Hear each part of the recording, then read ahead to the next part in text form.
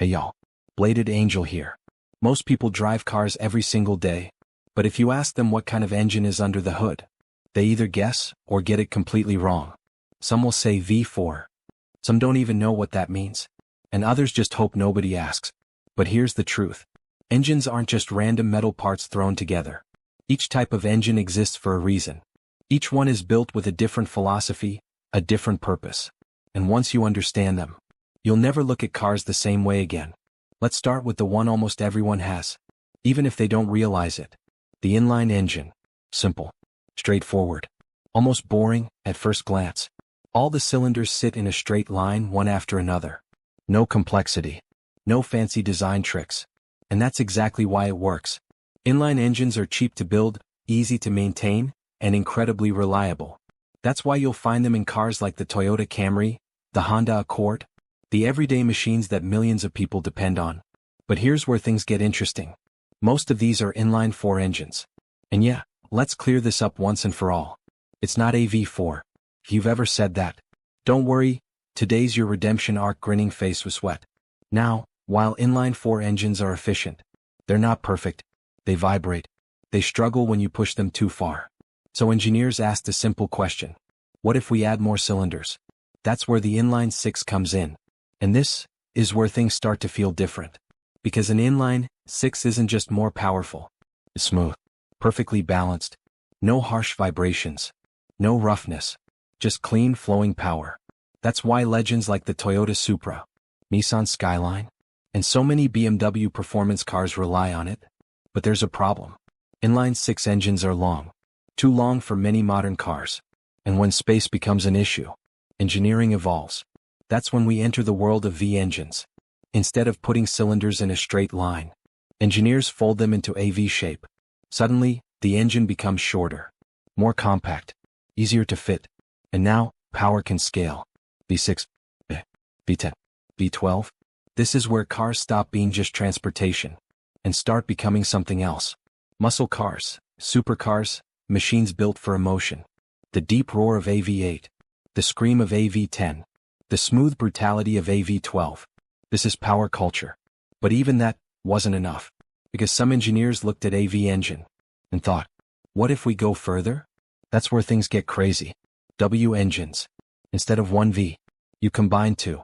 Now you have something wider, denser, more extreme.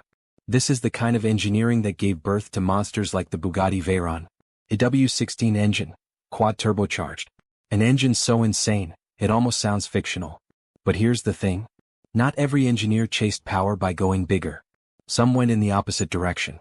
Instead of building up, they went flat. Flat engines. Here the cylinders don't stand upright. They lie horizontally, stretching out to the sides. Why? Because lowering the engine lowers the car's center of gravity, which means better balance, better handling, more control. That's why brands like Porsche and Subaru use them. But then comes the confusion. Flat engines and boxer engines. People think they're the same. They're not. A boxer engine is a special type of flat engine.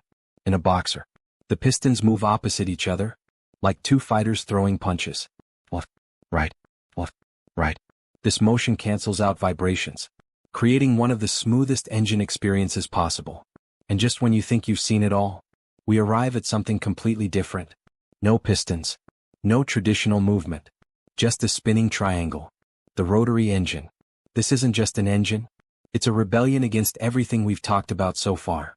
Instead of pistons moving up and down, a rotor spins, creating power in a completely different way. It's smaller, lighter, capable of producing incredible power for its size. It sounds futuristic, and in many ways, it is. But perfection comes at a cost. Rotary engines struggled with reliability, fuel efficiency, emissions. Most companies gave up on them. But one didn't. Mazda. While everyone else walked away, Mazda kept pushing. And eventually, they created something legendary. The RX-7. And even more iconic. The 787B. A rotary-powered race car that went on to win Le Mans. Against all odds. Against conventional engineering. It proved that sometimes, the craziest ideas can actually work. But in the end, even the rotary couldn't escape reality. Strict regulations, poor fuel economy, low sales, and just like that, it disappeared. at least for now.